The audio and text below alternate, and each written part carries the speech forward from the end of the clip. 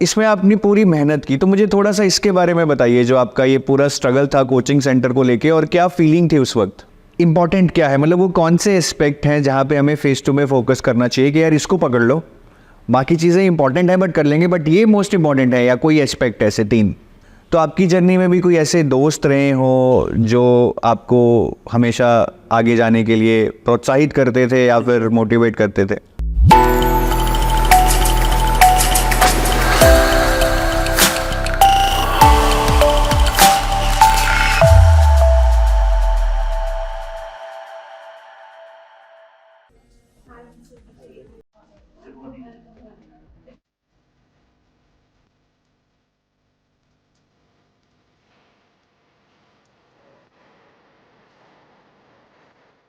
First of all let's welcome Abhishek. तो ये हनुमानगढ़ से हैं, राजस्थान से, राइट? हाँ, एंड वेरी हम्बल गाय। और लिटरली जो बोलते हैं ना कि बंदा अपनी मेहनत से अपना करियर बनाता है, तो he is one of that. So Abhishek was telling me that he had seen the worst face in his life, जहाँ पे बहुत फाइनेंशियल क्रंच था भी इनकी लाइफ में, फैमिली बिजनेस में भी कुछ पंगे हुए थे, and he started his first job with just ₹1,000 per month, right? Yeah, exactly. और अभी 1 लाख रुपए पे पहुंच गए हैं just within a matter of 5 years, just because of his hard work. और बहुत लंबी जर्नी रही है इनकी, मतलब काफ़ी है इनके बारे में बताने के लिए, वो हम इंटरव्यू में डिस्कस करेंगे। सबसे पहले मतलब इन्होंने ऐसा एग्ज़ाम चुना जो विदाउट ग्रेजुएशन ही हम दे पाएँ, because he wanted to get a job as early as possible, या कम उम्र में दे पाए शायद, है ना? तो इन्होंने RRB PO, SBI clerk, RRB clerk, SBI clerk, ये सारे एग्जाम दिए कि एक जॉब मिल जाए। वो एग्जाम पढ़ा फिर, और इनको हमेशा लगता है जब ये किसी को देखते हैं मोटिवेट हो जाते हैं कि यार अगर ये कर सकता है तो मैं क्यों नहीं, इसमें ऐसा क्या है। तो फिर इनको जब ये काम कर रहे थे तो इन्होंने देखा कि एसबीआई पीओ वाले लोग आ रहे थे, इनको लगा कि यार ये एसबीआई पीओ बन सकते हैं, मैं क्यों नहीं, इनमें ऐसा क्या ही है। तो इन्होंने एसबीआई पीओ भी फोड़ दिया। फिर इन्होंने यूपीएससी करना चाहा, वो नहीं हुआ। फिर यूपीएससी के लिए टाइम नहीं मिल रहा था, इसलिए इन्होंने फिर तैयारी की एसएससी सीजीएल की, उसमें ये ऑडिट ऑफिसर थे हैदराबाद में, राइट? तो वहाँ जाके he was again settled, SBI PO के बाद ऑडिट ऑफिसर बने, बट शायद इनको वो था कि टाइम मिलेगा, वो टाइम नहीं मिला, तो यूपीएससी नहीं क्रैक कर पाए। लेकिन वहाँ पे जहाँ पे इनका ऑफिस था एसएससी सीजीएल वाला, साथ में आरबीआई का ही ऑफिस था, मतलब कॉमन वॉल थी। तो इनको लगता था यार बड़ी सिक्योरिटी है यहाँ पे, तो ये तो सही जॉब लग रही है। तो इन्होंने फिर सोचा कि आरबीआई करता हूँ। इन्होंने नेट पे सर्च किया तो ये खुद ही बता रहे थे कि आरबीआई का काफ़ी माहौल है, अगर हम नेट पे जाओ ना, सैलरी पर्क्स ये वो, तो देन ही डिसाइडेड कि आरबीआई। तो अभी फाइनली आरबीआई क्रैक कर लिए, और यूपीएससी अभी भी है इनके कीड़ा। ये बोले थे ट्राई तो करूंगा सर, तो that's good. So let's give him a very warm welcome. मतलब लिटरली बंदा खुद अपनी मेहनत से बना, बिल्कुल खुद अपनी मेहनत से। वेरी वेल डन यार, थैंक यू सो मच। कोई कुछ पूछना चाहे इनसे? कॉन्फिडेंस मेंटेन रखो बस अपना, और खुद पर अगर कॉन्फिडेंस अगर आपका लूज हो गया कि मैं ये कर पाऊंगा कि नहीं कर पाऊंगा, और सामने वाले एग्जाम को आपने ज़्यादा हार्ड मान लिया, तो आप कुछ नहीं कर पाओगे कभी भी। हमेशा ये मानो कि ये एक इंसानों के लिए बना है, और वो भी 21 से 30 साल के बच्चों के लिए बना है। वो अगर उनके लिए बनाया है तो कुछ सोच समझ के बनाया उन्होंने, तो आराम से होगा, कोई दिक्कत नहीं है। फोकस करो, आराम से हो जाएगा। मेरा लगभग हर फर्स्ट अटैम्प्ट में हुआ है, सिर्फ इसी सोच के, ये सब सोचा मैंने और हो गया। बहुत ऑप्टिमिस्टिक पर्सनालिटी, और प्रूव भी करते हैं।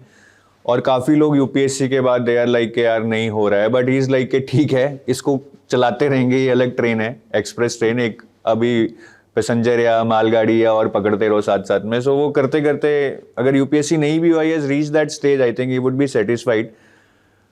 एक रिस्पेक्टेबल एग्जिट तो है यूपीएससी से, इफ नॉट यूपीएससी। बाकी आप इंटरव्यू देखना इनका, मतलब मुझे लगता है काफ़ी लोग इंस्पायर होंगे उस इंटरव्यू को देख के, the way he tells his story, and जो इनकी स्टोरी रही है, the way he has been challenge throughout his life, और इन्होंने कैसे उन चैलेंजेस को मतलब फेस करना तो होता है ना कि आपने स्ट्रगल से फेस किया, उन्होंने उनको फोड़ा है कि ठीक है आ रहे हैं तो बस ठीक है, मैं भिड़ जाऊंगा और I just move head, something will happen. तो इनका इंटरव्यू ज़रूर देखना, ठीक है? मैं हर इंटरव्यू के लिए नहीं बोलता हूँ, इनका इंटरव्यू आप ज़रूर देखना, you will surely get some inspiration, surely. ठीक है, चलो अभिषेक, ये आपके लिए यार।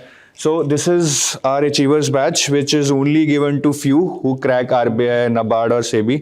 सो यू आर लकी एनफ। यहाँ लगा दूं? नया लेके आए लग रहे हो आप। सर वो इंटरव्यू के लिए लिया था। अच्छा। सो इसको लगाना है यार, ठीक है। और this is a good luck plant, right? So ये गुड लक प्लांट है आपके लिए, आप इसको ज़रूर संभाल के रखना। और जब आप बड़े ऑफिसर बन जाएंगे तो इसको याद करना, इसको भी थैंक यू बोल देना। और ये कुछ बुक्स हैं which I am sure you would like, ठीक है। ये आपके लिए ही पढ़ने के लिए, इसको रखिएगा मत, पढ़िए बिल्कुल। इसमें कौन कौन सी दे रहे हैं? एक मैनेजिंग योर फाइनेंस है which you will need because you will have lot of money now, ठीक है। और दूसरी करेज टू बी डिसलाइक्ड, वो वैसे ही चाहिए I think when you go into government organisation. आप तो जा चुके हो वैसे, but you will like it, ठीक है। इनको पढ़ना आप। चलो गाइस, थैंक यू। और कोई कुछ पूछना चाहे और शैल वी लीव नाउ?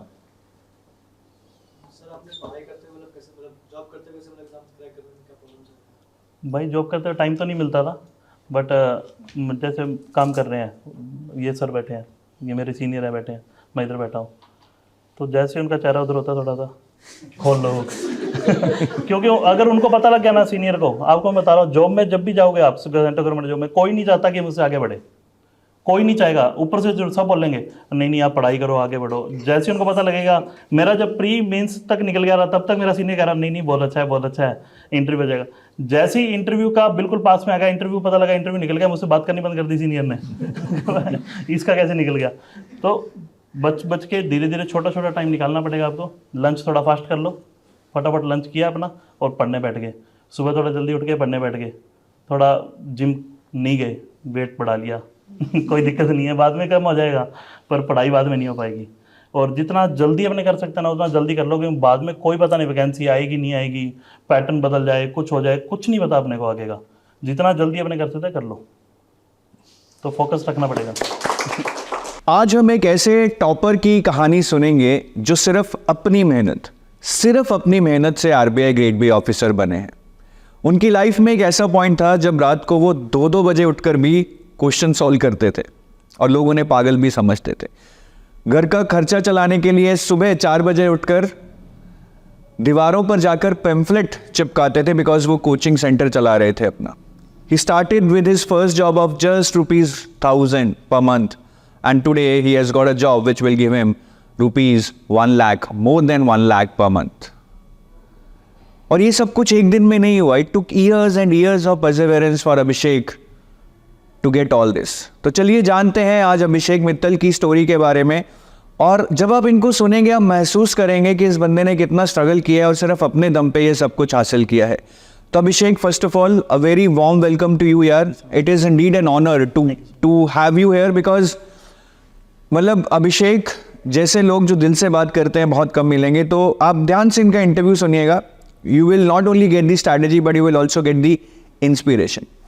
तो अभिषेक, सबसे पहले आई थिंक आपकी लाइफ में जो सबसे इम्पॉर्टेंट इंसान रहे हैं उनकी एक फ़ोटो देखते हैं हम स्क्रीन पर। yes. तो ये अभिषेक की फ़ोटो है उनके मम्मी और पापा के साथ। तो अभिषेक, मेरे हिसाब से कोई डाउट नहीं है कि इन्होंने बहुत एक इम्पॉर्टेंट रोल प्ले किया होगा, बट फिर भी मैं अगर आपसे पूछूं कि आप ये सक्सेस किस किस को वो करते हैं, obviously your father and mother would be one, पूरी डिटेल में बताइए मुझे। सर सबसे पहले मम्मी पापा ने बहुत मेहनत की है मेरी सक्सेस के पीछे, सबसे बड़ा हाथ तो उनका ही है। साथ में सर अगर मैं सिर्फ RBI की बात करता हूँ और उसकी तैयारी की बात करता हूँ तो एजुटैप को मैं रखूँगा सर साथ में पहले नंबर पर। और फ्रेंड्स एंड स्टडी पार्टनर्स सारे। एजुटैप ने सर बहुत मेहनत की है, मेरे लिए बहुत मेहनत की है। और मैं अभी शुरुआत में क्लियर कर दूँ, मैंने एजुटैप पर कोई कोर्स नहीं लिया था, मैंने कोई कोर्स नहीं लिया था, बट फिर भी मुझे एजुटैप ने दिल खोल के पढ़ाया है। एजुटैप ने आज तक ऐसा नहीं बोला कि आपका कोर्स नहीं है, आप पहले ये कंटेंट आप हमारे पेड कोर्स में देखिए, ऐसा मुझे आज तक नहीं सुनने को मिला। आपके वर्कशॉप्स, आपका बहुत कुछ सर, मैं आगे डिस्कस करूँगा आपकी कहाँ हेल्प आई, तो आई ओ टू एजुटैप। तो देखिए, हमने जो हेल्प किया वो हमने किया, but I think this success actually is because of his hard work. We were just facilitators and thank you for acknowledging that we were there. तो चलिए गाइस एक और फोटो देखते हैं अभिषेक की कॉलेज लाइफ की. तो अभिषेक ये फोटो है. अब इसमें मुझे ज़रा आप देख के बताइए कि सबसे पहले तो अब हैं कहाँ यार, काफ़ी पुरानी फोटो लग रही है और अब पहचान में ही नहीं आ रहे हैं. सर ये लेफ्ट में सेकंड में. अच्छा, लेफ्ट में सेकंड है अभिषेक, ग्रीन शर्ट. और बहुत बड़ा झुंड है एज यूजुअल कॉलेज में होता है. तो अभिषेक कॉलेज में लाइफ काफ़ी चिल लग रही है आपकी, काफ़ी कूल लग रहे हो आप. मैं सुरेश टाइम तक पूरी हवा में था. हवा में थे. तो उस टाइम कुछ रियलाइजेशन था कि लाइफ एक टफ चीज़ है और आगे जाके बहुत स्ट्रगल करना पड़ेगा कुछ लाइफ में बनने के लिए. सर रियलाइजेशन हुआ था, जैसे मैं पहले से स्टार्ट करता हूँ सर, कि जब 12th में था, 12th भी नहीं 11th में था, सबसे मैंने जब कॉमर्स चूज किया, मार्क्स मेरे 10th में चले, मुझे अच्छा मिल रहा था सब कुछ, बट मेरा इंटरेस्ट नहीं था मेडिकल नॉन मेडिकल किसी में इंटरेस्ट नहीं था. और आर्ट्स मुझे लगता था कि पेंटिंग बनाते हैं आर्ट्स में. आर्ट्स ली नहीं मैंने, मुझे लगता था कि पेंटिंग बनाते हैं, तो मैंने कॉमर्स ली. तो मैथमेटिक्स में इंटरेस्ट था, मैथमेटिक्स ली थी सर. तो इकोनॉमिक्स था, मैथमेटिक्स था, अकाउंटेंसी था, बिजनेस स्टडीज था. तो इन सब के साथ मैंने सोचा कि यार इकोनॉमिक्स में ज़्यादा इंटरेस्ट बनने लगा और मैथ्स में ज़्यादा इंटरेस्ट बनने लगा. तो सोचा कि इसमें थोड़ा सा आगे बढ़ना चाहिए. इकोनॉमिक्स में PhD करने का सोचा, और वो भी सीधा यूनिवर्सिटी ऑफ कैलिफोर्निया से. बड़े बड़े सपने. 12th तक तो यही सपना में था पूरा, एकदम सब कुछ सोच लिया था, यहाँ पर रहूँगा, कैलिफोर्निया में रहूँगा और बढ़िया PhD करूँगा, 7-8 साल बताऊँगा आराम से, लाइफ सेट है. फिर जब 12th के बाद मुझे वो चीज़ पता लगी कि पढ़ने के साथ फीस भी देनी होती है. फीस तो जब फीस स्ट्रक्चर देखा मैंने इसका, तो फिर बहुत ज़्यादा थी. सब खत्म हो गया कि नहीं कर सकता ये, किसी हालत पे नहीं हो पाएगी. तो ठीक है, अब क्या बने, सोचा उसमें. तो कुछ इसमें दुख तो हुआ पर कुछ नहीं कर सकते. फिर मैंने वही 12th के बाद जैसे जो एक आम कॉमर्स स्टूडेंट करता है, मैंने धर्म निभाया, BCom ज्वाइन किया. BCom वही लोकल कॉलेज से, हनुमानगढ़ से. तो फर्स्ट ईयर तो सर वैसे ही हवा में, सेकंड ईयर भी आता हवा में. तब धीरे धीरे पता लगा कॉलेज के खर्चा मांगते वक्त भी लगता था कि हम खर्चा बहुत कम से कम चलाएं. फिर घर की सिचुएशन धीरे धीरे समझ आ रही थी कि घर पे भी थोड़ा सा ना चलाना पड़ेगा. चीज़ें छुपाई जाती हैं घर पे. अगर सही हालत नहीं होती है तो पेरेंट्स बताते नहीं है कि बच्चे को कोई दुख ना हो. बच्चे को वही 12th तक तो सर आप हनुमानगढ़ के टॉप स्कूल में पढ़ाया पापा ने मुझे. 12th तक ऐसा लगता था बहुत पैसा है, दिक्कत नहीं है, सब चल रहा है. जब कॉलेज में पता लगा कि कॉलेज भी सबसे जो हनुमानगढ़ का टॉप कॉलेज है उसमें था मैं. मतलब धीरे धीरे सिचुएशन तो बड़े हो रहे थे, थोड़ा सिचुएशन का पता लग रहा था कैसे सिचुएशन.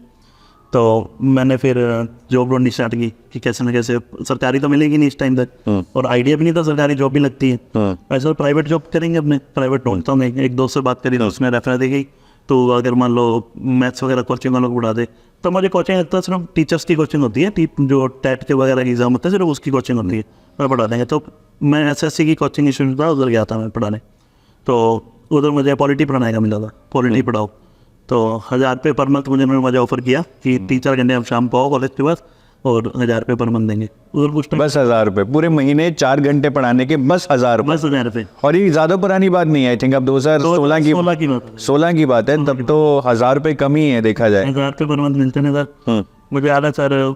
फिर मैंने साथ में छोटे बच्चों को पढ़ाना स्टार्ट किया था, जो बिल्कुल छोटे होते हैं, 1st-2nd क्लास में, उनके सारे सब्जेक्ट. तो उनकी मुझे 6 महीने की फीस आई, 4-5 बच्चों की 3000 रुपये. फिर उसमें मैंने जूते लिया था, वो आज भी पड़े हैं मेरे पास घर पे. तो पहले मेरे खुद के खरीदे हैं. उसके बाद सर मुझे पता लगा कि यार कुछ करना है, आगे कुछ करना है. तो इससे 1000 रुपये से तो नहीं चलेगा, 1000 रुपये से कुछ नहीं करने वाला. तो फिर धीरे धीरे कोचिंग का पता लगा कि SSC की कोई कोचिंग होती है, इनमें से भी कुछ कर सकते हैं अपने. तो एक दोस्त से बात हुई कि भाई अपने पढ़ाई करते हैं दोनों जने, SSC का पेपर देंगे, कैसे करना है कैसे नहीं करना. ठीक है. तो इतने में लगा कि यार कोचिंग SSC का पेपर दे सकते हैं ग्रेजुएशन के बाद.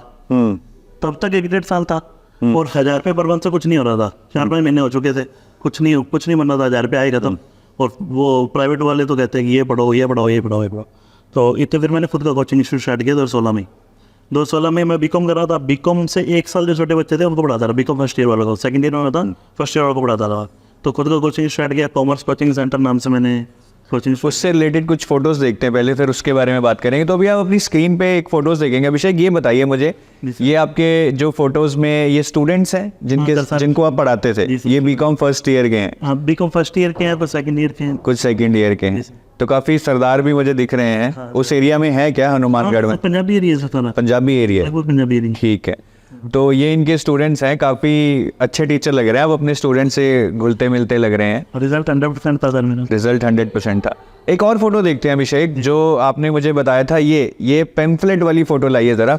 हाँ, तो ये पेम्फलेट है अभिषेक, जो आपने खुद बनाया, खुद फिर आप इसको दीवारों पे चिपकाते थे सुबह 4-5 बजे जाके, ताकि कोई देख ना ले, और इसमें आपने पूरी मेहनत की। तो मुझे थोड़ा सा इसके बारे में बताइए, जो आपका ये पूरा स्ट्रगल था कोचिंग सेंटर को लेके, और क्या फीलिंग थी उस वक्त? सर कोचिंग सेंटर स्टार्ट कर दिया था, बीकॉम की बुक्स को रट लिया था, और बच्चे कहाँ से आएंगे वो मेन था इशू। तो बच्चे लाने के लिए ऐड करनी पड़ती है, और ऐड करने के लिए मेरे पास इतना पैसा नहीं था कि मैं किसी डिजाइनर से पम्पलेट छपवाऊँ। तो मैं खुद ही डिजाइन बनाना था, खुद बैठ के मैंने आराम से डिजाइन बनाया। बीकॉम के साथ मैंने SSC जोड़ दिया। आया तो ठीक है, नहीं तो ना सही जोड़ देते उन्हें, फोन तो आया ही एटलीस्ट। तो सब जोड़ के, और फीस मैंने बिल्कुल लॉन्च लगी थी, 1 साल की 3000 रुपये बीकॉम फर्स्ट ईयर, पूरा साल पढ़ाऊंगा, और लगभग मैं 4 घंटे पढ़ाता था दिन को।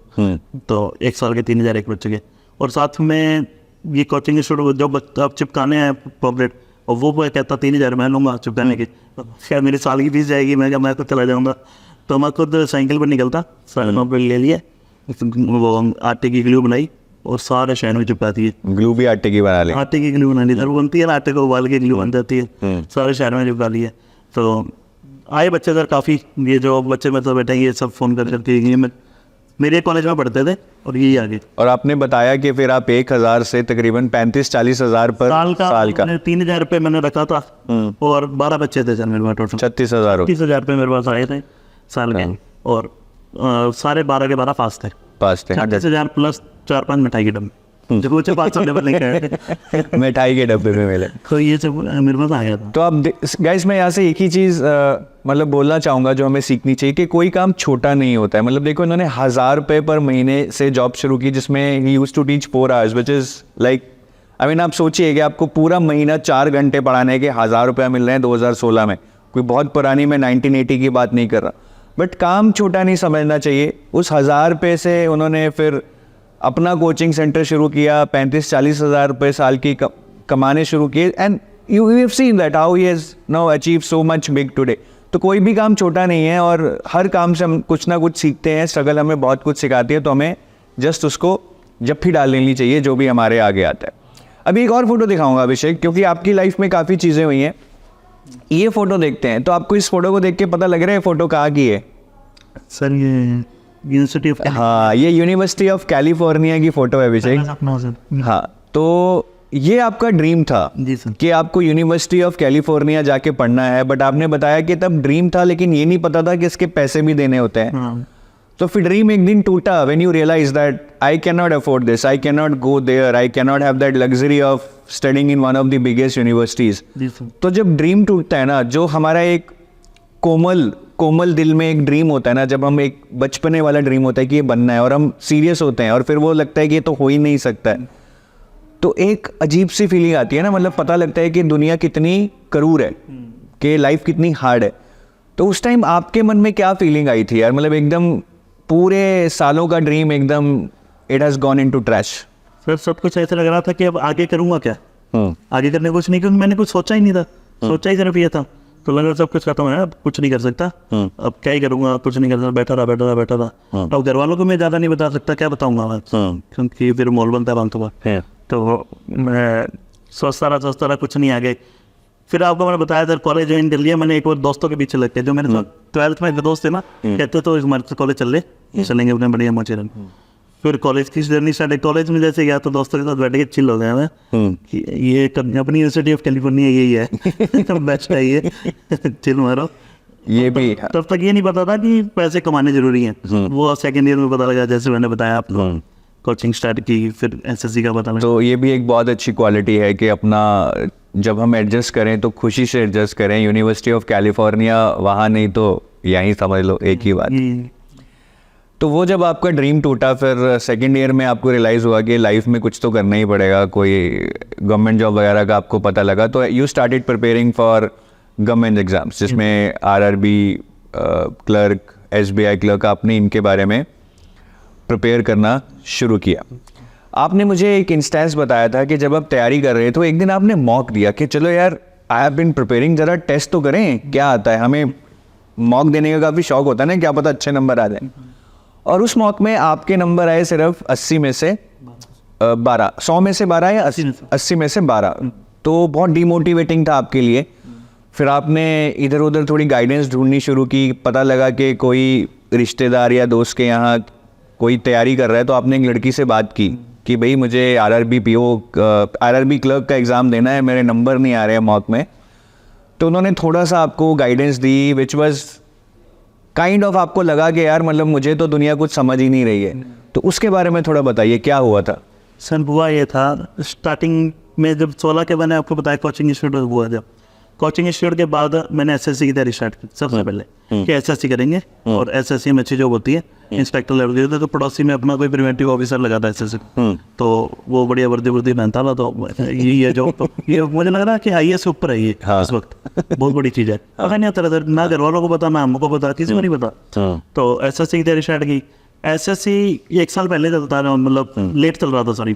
तो 2017 में जो एसएससी का एग्जाम हो रहा था उस पर केस लग गया, और डिले पे डिले, तब डर लगने लगा कि ग्रेजुएशन इधर से पूरी होगी मेरे 17 में और एग्जाम देने हैं, एसएससी के भरोसा तो नहीं रह सकता मैं। तो 2017 का एग्जाम मैंने दिया ही नहीं, मतलब मैंने भरा ही नहीं था, पर वो केस देख के मुझे लगा नहीं कर पाऊंगा, मतलब इतना लेट होना मैं अफोर्ड नहीं कर सकता था। तो सबसे ज़्यादा फास्टेस्ट ऑप्शन मुझे दिखा बैंकिंग एग्जाम्स, कि बैंकिंग एग्जाम देंगे। अब बैंकिंग एग्जाम में एज चाहिए होती है, मेरी एज कम थी उस टाइम, तो बीकॉम जल्दी हो जाती है। जल्दी हो गई थी सर मेरी। 2017 में मैं था सर 19 साल का, 19 साल का था, तो 19 साल में कोई एग्जाम देने का बन नहीं रहा था। तो आरआरबी के एग्जाम बचते थे सिर्फ, यहाँ पर आरआरबी के एग्जाम दे सकते हैं। मैंने आरआरबी, उसमें तो होते हैं जरा ऑफिसर स्केल 1 और आरआरबी असिस्टेंट। तो मुझे पता नहीं होता, मुझे लगा स्केल 1 ऑफिसर होता है क्लर्क और असिस्टेंट होता है एमटीएस। अब एमटीएस तो मैं करूँगा नहीं, सीधी सी बात है, स्केल 1 ऑफिसर करूँगा, बाकी क्या था मतलब वो क्लर्क बनूंगा। तो आरआरबी क्लर्क का एसएससी की मैं तैयारी कर रहा था, खुद ही कर रहा था सर, मतलब जो मिलता रहा मुझे नेट पे, और सेल्फ प्रतियोगिता दर्पण और ये सबसे पढ़ लिया। आरआरबी का जो मॉक टेस्ट दिया मैंने, एक कहते हैं कंप्यूटर मॉक टेस्ट दिया, मॉक टेस्ट देने का नंबर आया 12। तो मैं यार ये क्या है, समझ नहीं आया सर, रीजनिंग के क्वेश्चन, मैथ्स क्वेश्चन बिल्कुल डिफरेंट, एसएससी से बिल्कुल डिफरेंट, कुछ भी नहीं समझ आया। जैसे आपने बताया रिश्तेदारों में एक लड़की पढ़ रही थी, उसको कॉल किया, मैं कह रहा एसएससी करके 12 नंबर ही बने मेरे, क्या करूँगा। वो कह रहे कि कोई नहीं हो जाएगा, सबके साथ होता है, अटैम्प्ट्स तो लगेंगे, ये लगे। मैं कह अटैम्प्ट्स तो लगेंगे, ये क्या लॉजिक है, अटैम्प्ट्स क्यों लगेंगे, पहले अटैम्प्ट में होना चाहिए। जब बना एग्जाम होने के लिए तो होएगा ना, कहाँ लिखा उन्होंने कि आप 2-3 अटैम्प्ट ट्राई करो फिर आपका होगा।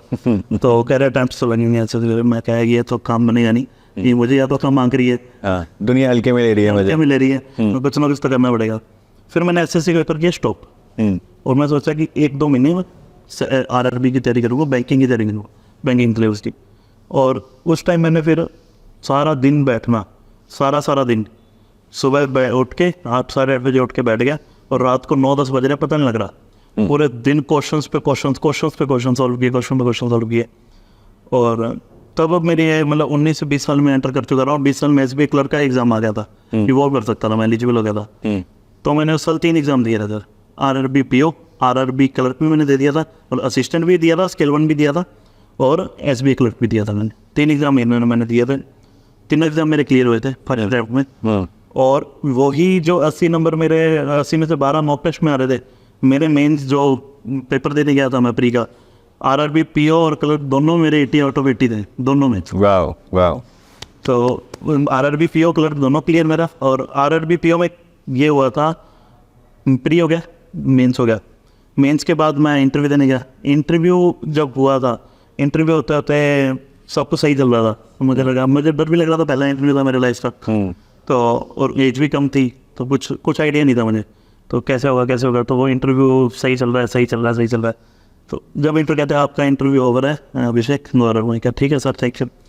कह रहे रुको आप, वो चेयरमैन खड़े हुए, उन्होंने मुझसे हाथ मिलाया, कहते हैं आप जैसे बच्चे हमें चाहिए अपने इंस्टीट्यूशन में, आप जैसे बच्चे आएंगे तो हमारा इंस्टीट्यूशन और ग्रो करेगा। मुझे खुद को नहीं पता कि उन्होंने क्यों बोला ऐसा, बट उस टाइम मैंने आरआरबी पीओ का और राजस्थान रैंक 1 था, जो स्टेट वाइज होता है वो, ऑल राजस्थान रैंक 1 था मेरा। और मेरा जो सेकंड रैंकर था उससे मेरे नंबर 25 मार्क्स ज़्यादा थे, मतलब सेकंड रैंकर से 25 मार्क्स का गैप था मेरा, बहुत ज़्यादा, बहुत ज़्यादा मार्क्स थे। तो मगर इंटरव्यू में अच्छा मार्क्स दिया उन्होंने, मेंस में भी सही था इसमें। और आरआरबी जो क्लर्क भी मैंने दिया था असिस्टेंट, उसमें और वैसा रैंक 3rd था मेरा उस टाइम। एसबीआई क्लर्क भी मेरा एक टाइम पे होगा, उसमें रैंक लिस्ट आई थी। और इनकी रैंक लिस्ट मुझे डॉक्यूमेंट वेरिफिकेशन के टाइम पे पता लगी थी। जब मैं ज्वाइन करने गया, मैं क्या एसबीआई क्या ना जॉब पहले आ गई थी, एसबीआई की जॉब की ज्वाइनिंग आ गई थी, 3 दिसंबर 2018 की मेरी ज्वाइनिंग थी। और उसके बाद जो आरआरबी पीओ था, आरआरबी पीओ का मैं गया उधर। अभी मैंने एसबीआई क्लर्क कुछ ज्वाइन नहीं किया था, आरआरबी पीओ में जाके गया, वो कहते नहीं आप एसबीआई कर लो, एसबीआई पीओ कर लो, एसबीआई पीओ कर सकते हो, वो कर लो। लोगों ने आपको बोला? हाँ, वो गंदा। तो एसबीआई पीओ में क्या यार, एसबीआई पीओ तो बहुत हार्ड होता है, ऐसे मन में इमेज बन रखी थी, बहुत हार्ड होता है एसबीआई पीओ। मोल बना रखा था सर, जैसी बैंकिंग तैयारी करते हैं ना, तो एसबीआई पीओ का तो कर ही नहीं सकते। वो तो 5 अटेम्प्ट मान के चलो, 3 अटेम्प्ट मान के चलो, मगर 4 तो सारे हैं उसके अंदर, 5 अटेम्प्ट के मान के चलो, ठीक है ना। तो कह रहे हैं कि नहीं वो तो होना ही नहीं है। चलो एसबीआई क्लर्क मैंने ज्वाइन कर लिया, एसबीआई क्लर्क मैंने ज्वाइन किया, काम किया कुछ टाइम। तो कुछ टाइम काम करने के बाद सर मैं कैश ऑफिसर पर बैठता था, कैश में बैठता था मैं। तो वहाँ पर कैश वेरिफिकेशन आती है, कैश वेरिफिकेशन जो एसबीआई से ऑफिसर आता है, ऑफिसर्स आते हैं। तो आरबीआई से ऑफिसर आया, वो न्यूली रिक्रूटेड एसबीआई पीओ आगे वेरीफाई कर रहा है और ज्ञान दे रहा है पूरा, ये ऐसे कैसे कैश आई, ऐसे कैसे। उसको कई चीज़ें मैं बता रहा हूँ कि ऐसे नहीं होता भाई, क्या क्या क्या इंसान है तुम। 6 महीने उसको आए थे, 6 महीने मुझे आए थे मैं तरह से। और मैं उस टाइम लोन का भी काम सीख चुका था, क्लरिकल में काफ़ी, मतलब पीओ का काम भी। तो मैं सोचा, मैं कह रही ये पीओ बन गया और मैं क्यों नहीं बन पा रहा, इसमें क्या है ऐसा। तो फिर मैंने उसी साल मैंने कहा छोड़, फिर आपने सोच लिया कि अब तो एसबीआई पीओ करना है, बाकी काम बाद में करेंगे। और जो आपने पूरी चीज़ें बताई कि 12 नंबर मॉक में आए, from that stage to topping the exam within the Rajasthan state, एक जर्नी रही है आपकी। और आपने मुझे बताया था कि जब आप घंटों तैयारी करते थे तो रात को सोते हुए भी आपको क्वेश्चन आते थे। सर ऐसा होता था कि तैयारी कर रहे हैं, तैयारी करते करते रात को 12 बज गए, क्वेश्चन निकाल रहे हैं। मैथमेटिक्स और रीजनिंग सर, जितने क्वेश्चन करोगे उतना ही आपकी बेटर होगी। एग्जैक्टली। और कुछ नहीं कर सकते आप बहुत अच्छा फॉर्मूला बता दोगे, मैं उससे अच्छा फॉर्मूला बता दूंगा, कोई 3rd पर्सन उससे अच्छा बता देगा, बट बच्चा उससे नहीं सीखेगा। अगर वो आपके फॉर्मूले से 100 प्रैक्टिस कर लेगा ना, तो वो हम सबसे बेटर कर लेगा। प्रैक्टिस करनी सबसे ज़्यादा जरूरी है। तो मैं कर रहा था क्वेश्चन पे क्वेश्चन, मुझे याद भी नहीं है मैंने कितने क्वेश्चन किए हैं, कितने हज़ारों क्वेश्चन किए। रात को जब कोई क्वेश्चन अड़ जाता था ना, 12 बज चुके हैं, क्वेश्चन हो नहीं रहा है, और मेरा आदत थी मैं कभी भी आंसर चेक नहीं करता था, मतलब सोल्यूशंस। मुझे लगता था सोल्यूशन पढ़ दिए होते हैं, ये सोल्यूशन बहुत ज़्यादा लेंदी दे रखे थे, क्या करें। तो मैंने कहते हैं तैयारी का वो क्वेश्चन करते अटैम्प्ट किया, नहीं हो रहा 12 बज गए, सोना है। तो मुझे चलो सुबह देखेंगे, सो जाते हैं। पर वो क्वेश्चन माइंड में ऐसा चलता था कि सपने में मेरे आंसर आता उसका। सपने में आंसर आया लिटरल मेरे पास, सपने में आंसर आया। रात को 2 बजे उठा, मैंने व्हाइट बोर्ड लगा रहा था बच्चों को पढ़ाने के लिए, वो लगा पड़ा था मेरे पास, बच्चों को पढ़ाना छोड़ दिया था मैंने, और व्हाइट बोर्ड लगा पड़ा था। तो मैं उठा रात को 2 बजे, ऐसे घर वाले कह रहे पागल हो गए, क्या कर रहे हैं रात को 2 बजे उठ के। तो बाद में आदत होगी थी उनको भी कि उठ सकता है ये कभी भी, बाद में पता लग गया कि ये उठ के कुछ भी कर ये पागल हो चुका है। तो रात को आंसर निकल जाता था, पता नहीं कैसे सपने में आंसर आ रहा है कि यार ये चीज़ तो देखी नहीं अपने इसमें, कि ज्योमेट्री की ये शेप दिखनी थी, ये दिखना था, यहाँ दिखते, यहाँ डायगोनल ड्रॉ करे तो हो जाएगा। तो ऐसे करके रात को काफ़ी बार उठ के मैंने आंसर्स निकालने हैं। ऑब्सेशन हो चुका था, मतलब आपको प्रैक्टिस से निकाल नहीं है, प्रैक्टिस नहीं है। एक्सपर्ट बन जाओ आप, होगा, कोई दिक्कत नहीं है, सिलेक्शन आपका होगा। अभिषेक, आपकी जब मैं स्टोरी सुनता हूँ, मुझे एक बात बहुत ही मतलब महसूस हो रही है कि काफ़ी लोग ना, जब थोड़ा सा झटका लगता है, जैसे आपके मॉक में नंबर नहीं आए या कोई भी प्रॉब्लम आती है लाइफ में, तो हम थोड़ा सा नेगेटिव हो जाते हैं, हम थोड़ा सा डर जाते हैं। बट आपका माइंडसेट है जो, वो बहुत पॉजिटिव है कि क्या ही हो गया, मतलब हमारे जैसे ही तो लोग हैं जो पेपर दे रहे हैं, हम भी तो कर सकते हैं, उन्होंने किया है तो हम भी तो कर लेंगे। तो ये माइंडसेट मतलब कैसे आया, और बच्चों को भी आप क्या कहना चाहेंगे ऐसे माइंडसेट को लेकर? सर सिंपल सी बात इतनी है, जितना अपने टाइम ये सोचने में लगाएंगे ना कि यार पेपर मेरा नहीं हो, मॉक टेस्ट खराब हो गया, 5 दिन खराब कर दिए सोचते मेरा दिन, वो 5 दिन अगर अपने इस मॉक की तैयारी करेंगे तो 100% वो 12 से 20 हो जाएंगे नंबर आपके।